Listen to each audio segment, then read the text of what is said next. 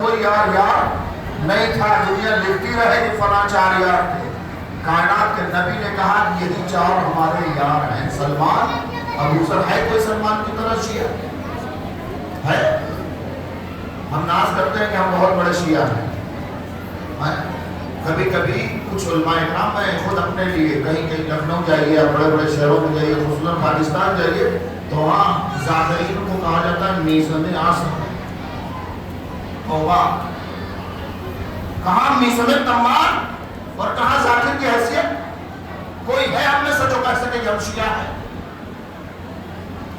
کوئی ہے جو کہہ سکے کہ ہم شیعہ ہیں؟ نہیں، شیعہ سلمان فارسی کو شیعہ کہو، میزن تمام کو شیعہ کہو، ابو ذر غفاری کو شیعہ کہو، عمار یاسر کو شیعہ کہو، مقداد کو شیعہ کہو۔ کیوں؟ ہمیں کیوں نہیں کہہ سکتے شیعہ؟ کیونکہ یہ ہر قدم پہ ویسے تھے جیسے نبی نے چاہا۔ توجہ چاہتا ہوں، جیسے علی نے چاہا۔ اب مالک اشتر کو دیکھ لیجیے، کیا کہتے ہیں؟ مولا کائنات کہتے ہیں کہ مالک اشتر میرے لیے ویسے ہی تھے جیسے میں کائنات کے رسول کے لیے تھا۔ میں علی کے لیے ویسے ہی ہوں جیسے کائنات کے رسول کے لیے میں علی بن ابی طالب کہہ رہے مالک اشتر کے لیے۔ یہ تھے شیعہ۔ عزیزان گرامی، میں ہاتھوں کو جوڑ کے کائنات کے رسول سے عرض کروں گا، کچھ نہ ہو، سلمان شیعہ تھے، ابو ذر شیعہ تھے، مقداد شیعہ تھے، مالک اشتر شیعہ تھے، لیکن ہم بھی شیعہ ہیں، اس لیے کہ دنیا ہمیں بھی شیعہ کہتی ہے۔ صلوات پڑھیں محمد و آل محمد۔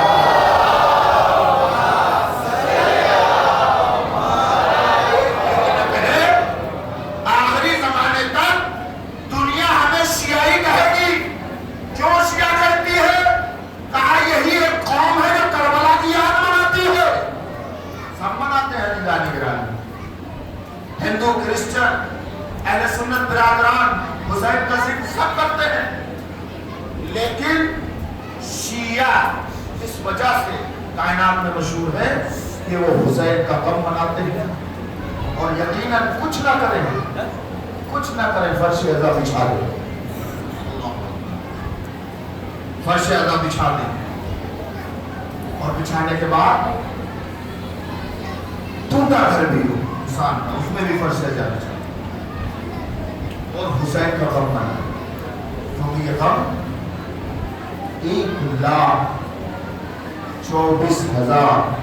دیکھیں، کوئی چیز چھپانے کی ضرورت نہیں ہے، کوئی چیز چھپانے کی ضرورت نہیں ہے۔ جو آپ کرتے ہیں الگ اعلان کیجیے، الگ اعلان کیجیے، چھپانے سے کیا فائدہ ہے؟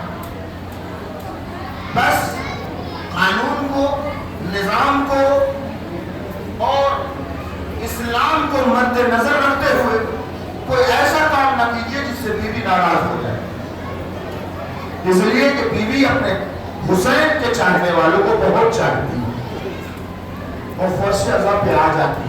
آپ رونے کے لیے آمادہ ہو۔ آج 4 محرم ہو گئی ہے دادا، سوچیں اور تصور کریں، 4 محرم ہو گئی، ادھر ظالمین کی فوج کثرت سے کربلا کی طرف بڑھ رہی، کثرت سے، اللہ اکبر، ادھر حسین چند ساتھیوں کے ساتھ کربلا میں، عباس خیمے نصب کر رہے تھے، ادھر زینب سلام اللہ علیہ پریشان ہے، کیونکہ جب سے یہ قافلہ پہنچا ہے نا، یزید کے حکم سے جتنے لیڈران تھے سب اپنی اپنی فوج کربلا کی طرف بھیج رہے ہیں۔ زینب گھبرا کے کہتی ہے، بھیا یہ کس کے گھوڑوں کے ٹانپوں کی آواز ہے؟ یہ کیسا شور ہے؟ کہا دشمن کی لشکر کی تعداد میں اضافہ ہو رہا، کیونکہ یزید نے اعلان کروا دیا تھا، چاہے وہ کوفے کا گورنر ہو، چاہے وہ بصرے کا گورنر ہو، جہاں جہاں اس کی حکومت تھی، اعلان کروا دیا تھا کہ جاؤ کربلا کی طرف، اور حسین حسین کو قتل کر ڈالو. حسین کا سر ہمارے پاس لے کر آؤ. زینب گھبرا کے کہتی ہے باپ بھیا دشمن کے اتنے چاہنے والے, فوج پہ فوج کربلا میں آ رہی ہے, کیا بھیا ہمارا بھی کوئی چاہنے والا ہے؟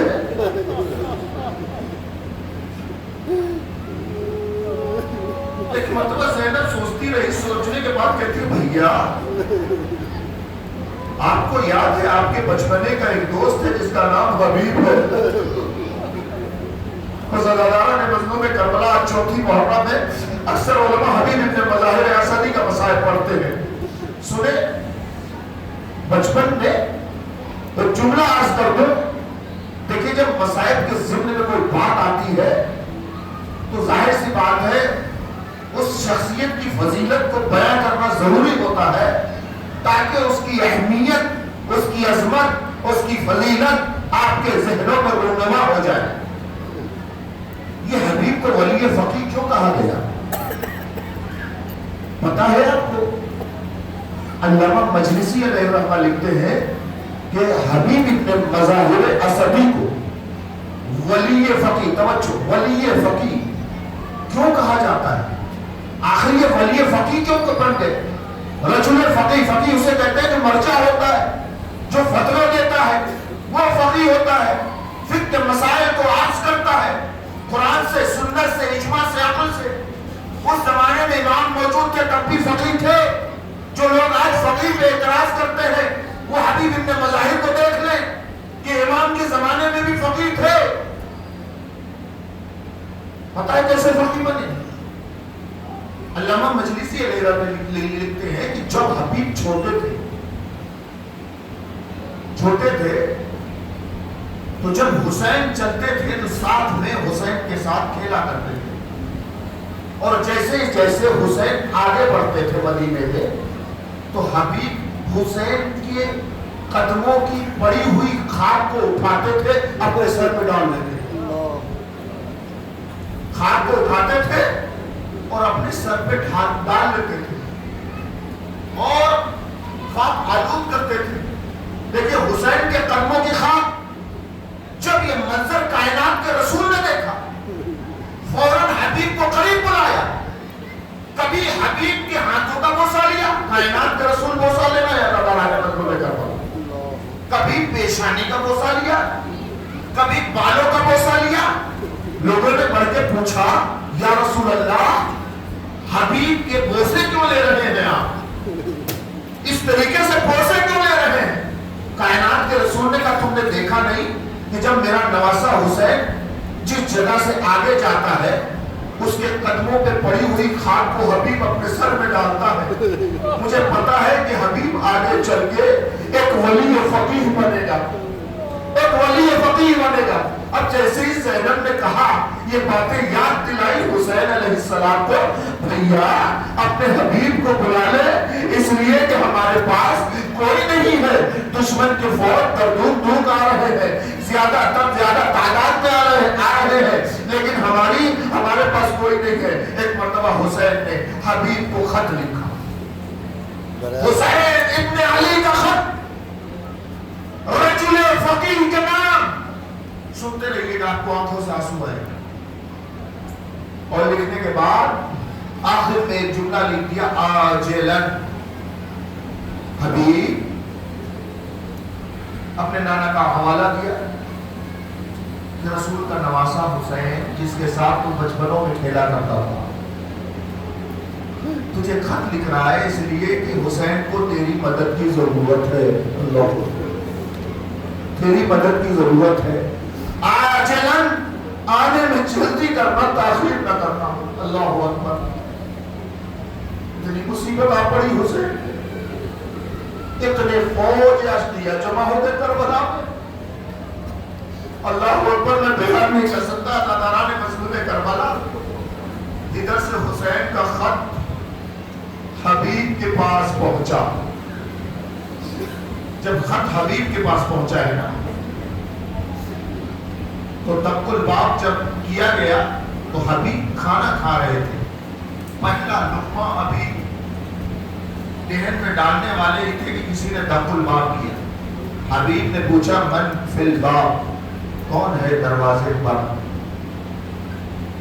آواز آئی انا برید الحسین, میں حسین کا قاصد ہوں. اللہ اکبر. کائنات کے رسول نے بتایا تھا حبیب کو کہ جب لقمہ ہاتھ میں ہو تو کبھی بھی تم کھڑے نہ ہونا الا کہ کوئی رہنما, کوئی رہبر, کوئی معصوم تمہیں آواز دے. ایک مرتبہ پہلا لقمہ ابھی دہن تک گیا نہیں تھا, اس لقمے کو بوسہ دیتے ہیں اور دینے کے بعد پلیٹ میں رکھ دیتے ہیں, کیونکہ حسین کا نام سنا. توڑتے ہوئے پیر میں نالین بھی نہیں پہنی, دروازے میں پہنچ گئے. دروازے کے کھلا تو سامنے قاصد کھڑا ہوا تھا. حسین کے خط کو لیا, اندر آئے, آنکھوں سے لگایا, سینے سے لگایا. اس کے بعد جب خط کو کھولتے ہیں ایک مرتبہ کیا دیکھتے ہیں کہ آقا کا خط آیا ہے, اس میں لکھا ہے کہ حسین نے لکھا ہے کہ حبیب جلد از جلد کربلا کے میدان میں آؤ, تمہارے بچپن کا دوست حسین نرگے آدھا میں گرا ہوا ہے. اے حبیب اجلت کرنا, اور تمہارے امام علی کی بیٹی زینب بھی تمہیں بلا رہی ہے. اداکاران مظلوم کربلا یہ خط پڑھ کے حبیب رونے لگے. رونے کے بعد خاموش ہو گئے. ایک مرتبہ زوجہ حبیب نے پوچھا اے میرے والی وارث آخر کیا بات ہے؟ ارے حسین نے جب بلایا ہے تو جانا ہے یا نہیں جانا ہے؟ تو ایک مرتبہ حبیب نے کہا میری عمر 80 سال کی ہو گئی ہے, میں سوچتا ہوں کہ جاؤں یا نہ جاؤں. یہ جملہ سننا تھا کہ حبیب کی بیوی مومنہ تھی. فوراً ایک مرتبہ چادر کو اپنے سر پر رکھ کہتی ہے اے حبیب لاؤ اپنی زلزلہ ہمیں دے دو. ارے تم اگر نہیں چاہتے تو میں اپنی کنی, اپنی آقا زادی زینب کی مدد کے لیے کربلا جاؤں گی. جزاکم اللہ خیر الجزا. بس اداران میں مظلوم کربلا تصور شرط ہے. 80 سال کا حبیب کہتا ہے کہ نہیں میں تو تمہارا امتحان لے رہا تھا. ارے میرا آقا بلائے اور میں نہ جاؤں. عزیزان گرامی ایک مرتبہ غلام سے کہا تو میرے گھوڑے کو تیار کر میں ابھی آتا ہوں فوراً. عزیزوں ایک مرتبہ حبیب ابھی گھر سے باہر ہی نکلے تھے کہ مسلم بن اوسجہ مل گئے. ایک مرتبہ حبیب کہتے ہیں مسلم بن اوسجہ کیا تم کربلا نہیں جاؤ گے؟ کہا بات کیا ہے؟ کہا تمہیں پتا نہیں حسین نرگے آقا میں گھرے ہوئے ہیں, حسین نرگے آقا میں گھرے ہوئے ہیں. اے مسلم تم کیا میرے ساتھ کربلا نہیں جاؤ گے؟ ایک مرتبہ مسلم نے جب آقا حسین کی بات سنی کہا حبیب ہم بھی تمہارے ساتھ کربلا جائیں گے. عزیزان گرامی کوفے سے حبیب کے ساتھ مسلم بن اوسجہ دونوں آگے بڑھ ہی رہے تھے. یہ غلام جو حبیب کا غلام تھا گھوڑے کو تیار کر رہا تھا. تھوڑی سی تاخیر ہوئی حبیب کو آنے میں. جانتے ہو غلام کیا کہتا ہے؟ عزادارو سن سکو وہ کیا کہتا ہے؟ ایک پتہ غلام کہتا ہے اے میرے آقا کے گھوڑے, اگر میرے آقا کو آنے میں دیر ہو گئی, اگر میرے آقا کو آنے میں دیر ہو گئی تو ہم اپنی ذوالفقار لے کر تمہارے اوپر سوار ہو کر فاطمہ کے لال کے لیے اپنی جان کربلا میں قربان کر دیں گے. جزاکم اللہ خیر الجزا. جیسے ہی حبیب نے یہ آواز سنی ایک مرتبہ حبیب زارو قطار رونے لگے, مسلم بن اوسجہ زارو قطار رونے لگے اور کہا ارے حسین پہ اتنی مصیبت آ گئی ہے کہ اب غلام بھی کربلا جانے کی تمنا کر رہے ہیں. سروں کو پیٹتے ہوئے آگے بڑھے. کہا اے غلام تیری محبت کو دیکھ کر میں نے آج سے تمہیں آزاد کر دیا.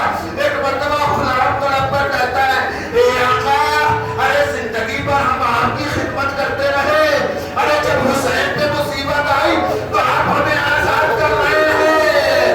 ہم بھی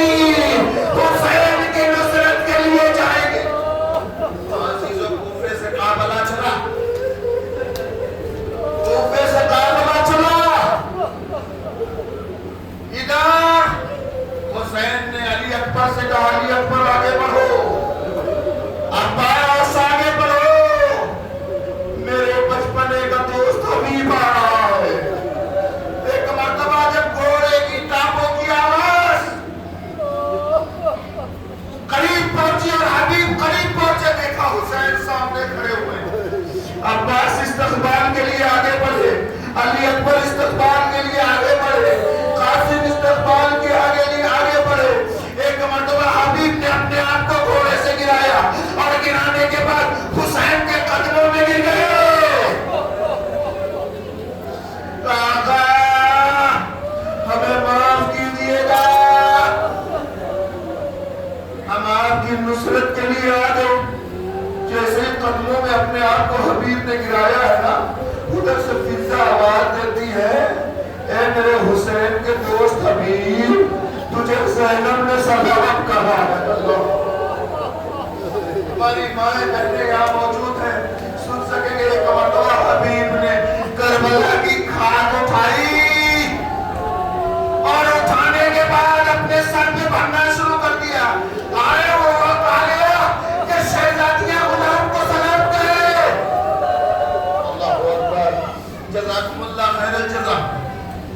اب عزیزان گرامی, 9 محرم کی شب ہے, حبیب بھی ہے, مسلم بن اوسجہ بھی ہے, سعید بھی ہے, زہرتین بھی ہے, سارے صحابہ بھی ہیں, سارے بنی ہاشم بھی ہے.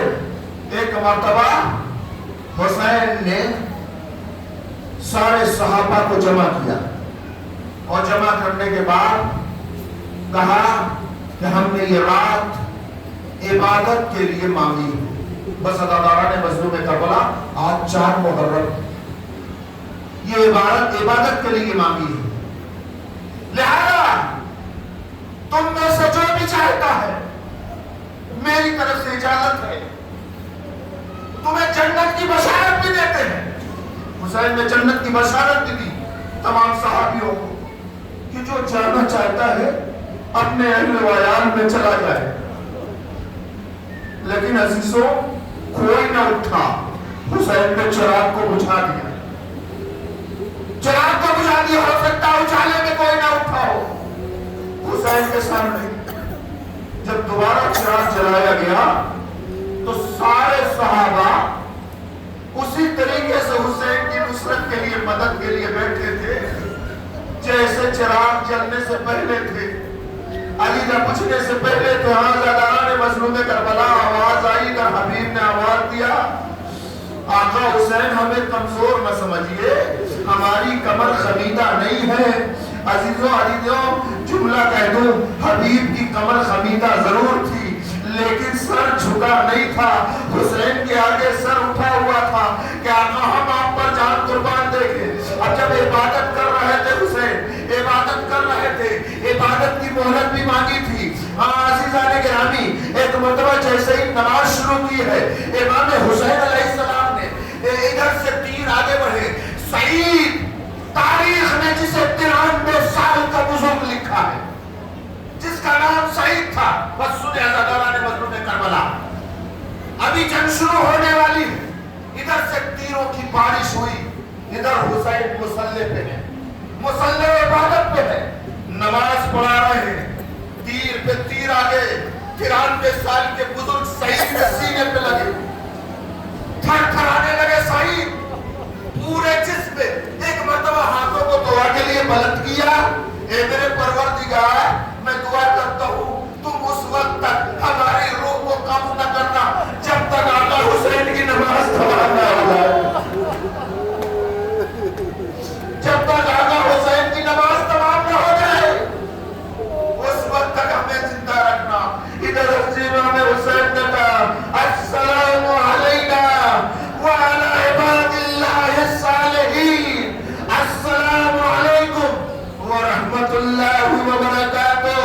ادھر سعید سبھی کے کربلا پہ گرے, امام حسین قریب پہنچے, روح قبر سے سر سے پرواز کر گئی لیکن امام کی طرف تیر آنے نہ دیا. اس کے بعد مسلم بن اوسجہ گئے جنگ کی. یہ بھی بزرگ تھے, یہ بھی کوفے سے آئے تھے. جنگ کرتے کرتے جب گھوڑے سے زمین پہ آنے لگے, کہا السلام علیکم یا عبد اللہ. بس عزیزوں, میں حبیب ابن مظاہر پہ آ رہا ہوں. سب سے پہلے سعید شہید ہوئے, پھر مسلم بن اوسجہ. جیسے گرے نے حسین نے ان کے سر کو زانوں پہ رکھا, جیسے ہی زانوں پر رکھا ہے. مسلم بن اوسجہ کی آنکھیں کھلی, حسین کے چہرے کو دیکھا, لمحہ مبارک میں مسکراہٹ آئی.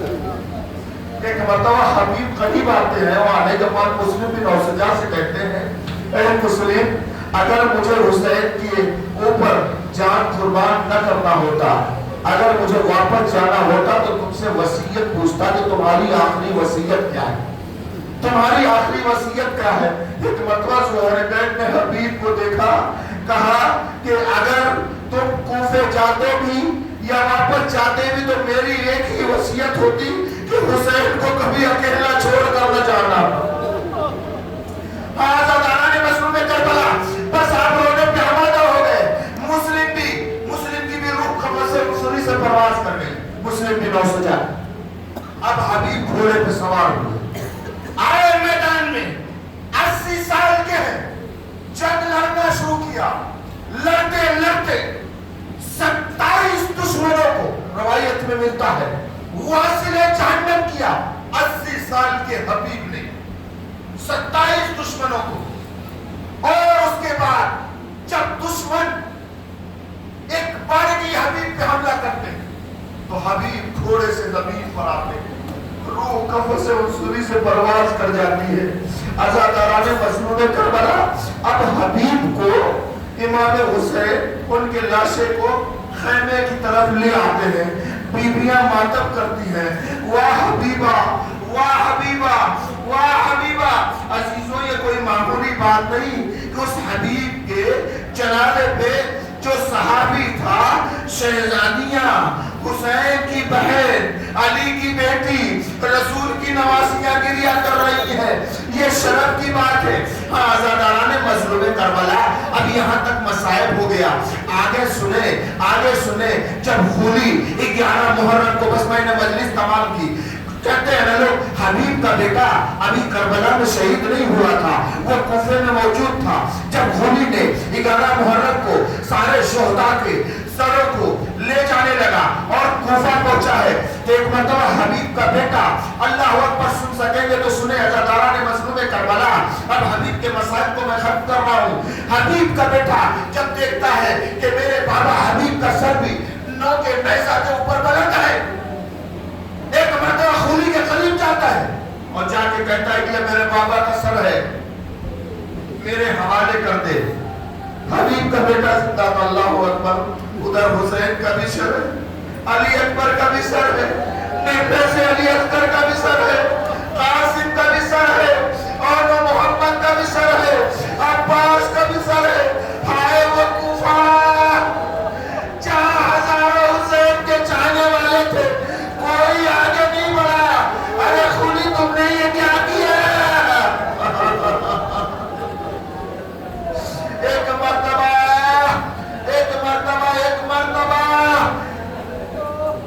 حبیب کا بیٹا خولی سے التجا کرتا ہے.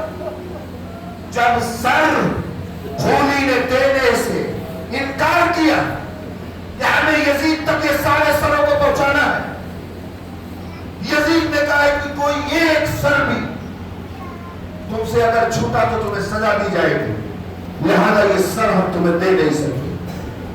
تاریخ میں ملا کہ جیسے ہی یہ کوفے سے قافلہ تھوڑی دور آگے بڑھا, ادھر جناب حبیب کا بیٹا, اس کا نام بھی قاسم تھا, اپنے چند ساتھیوں کے ساتھ خولی پہ حملہ کر دیتا ہے, اور حملہ کرنے کے بعد اپنے باپ کے سر کو نیزے سے اتارتا ہے, اور اتارنے کے بعد آگے بڑھتا ہے, سید سجاد کے قریب آ جاتا ہے.